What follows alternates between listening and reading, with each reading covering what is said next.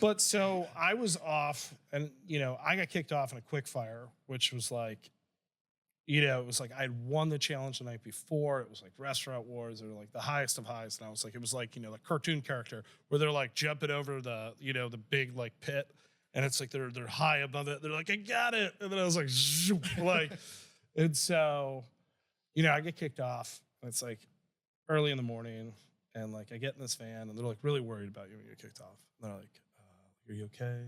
Like, you're all right? Like, are you, do you like, we have people you can call?" I'm like, I'm good.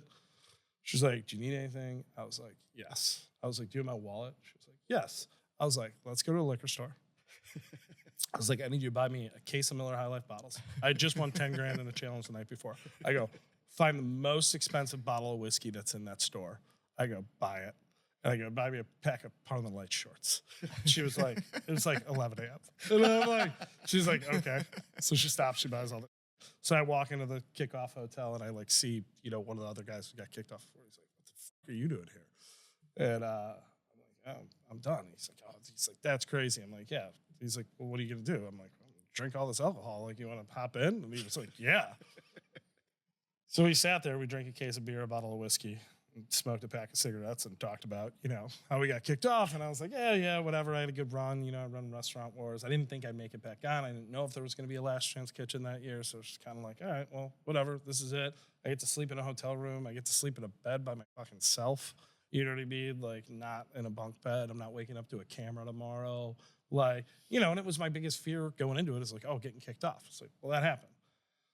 So then we go back in the Last Chance Kitchen, and it was kind of one of those things for me where I was like, I don't even, like, it's so stressful to be on the show. I was like, I don't even know if I really want to be back on. But then it's like that competitive side comes out of you, where it's like, then, they're like, oh, okay, you're cooking heads up against people. And I was like, well, yeah, but like, I'm not going to let this guy beat me. So I'll beat this guy, and then somebody else will come and beat me, and then somebody else will come in, and like, I don't want to lose to, I'm not going to lose to them. Then you'd win one more, and then it's just kind of like all of a sudden I was like, if I win one more of these, like, I'm back. So I won one more, and then it was like I was back. And then because I got kicked off, it was like, I was like, well, I'm playing with house money now.